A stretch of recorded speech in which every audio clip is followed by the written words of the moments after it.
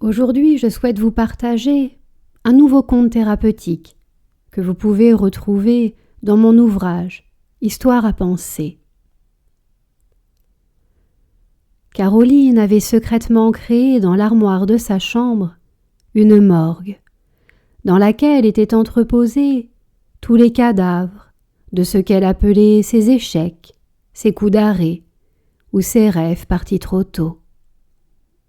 Chaque jour, elle s'y enfermait durant des heures, afin de pratiquer une autopsie méticuleuse de ses souvenirs sans vie, afin de comprendre ce qui n'avait pas fonctionné ou ce qu'elle avait mal fait.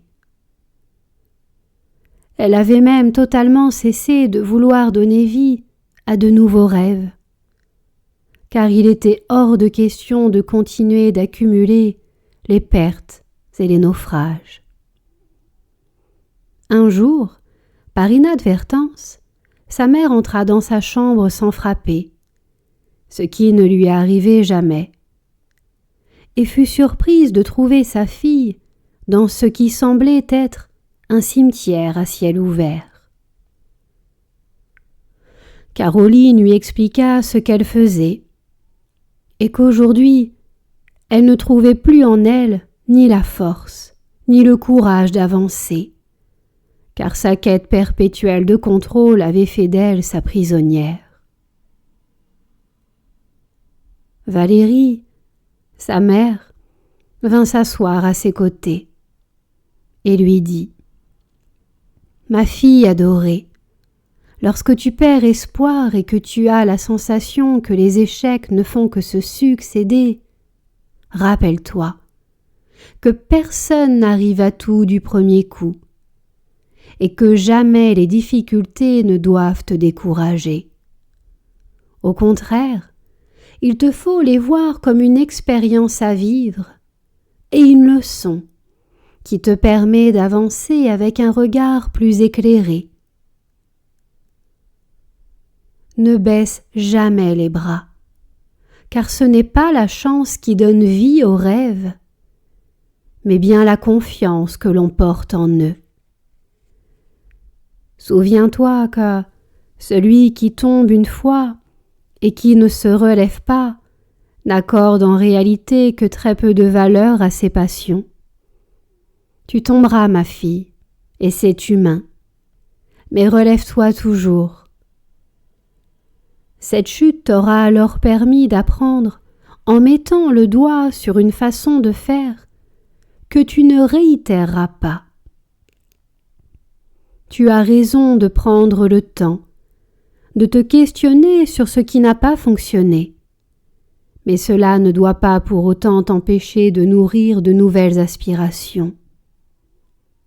Alors ouvre la porte à tes rêves, vis-les intensément, et surtout dépasse tes peurs, car l'échec n'existe pas pour celles et ceux qui croient en la beauté de leurs rêves. Après cette discussion, Caroline voyait son monde avec un autre regard, et elle se permit de vider son armoire.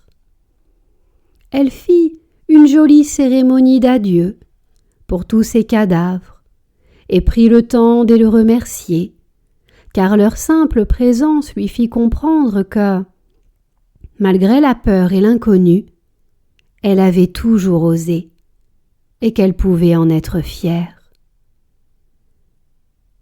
Sa chambre n'est aujourd'hui plus une morgue, mais bel et bien un merveilleux laboratoire dans lequel elle prend plaisir à être l'alchimiste de son bonheur et la créatrice de ses rêves.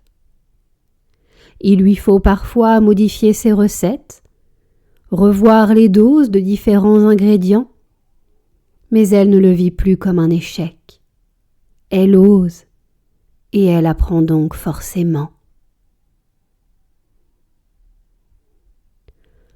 À l'image de Caroline, je vous invite à créer vos propres recettes du bonheur, vos propres potions magiques, celles qui sauront vous apporter de la joie, de la confiance, celles qui vous mettront dans une douce énergie, dans un élan vital.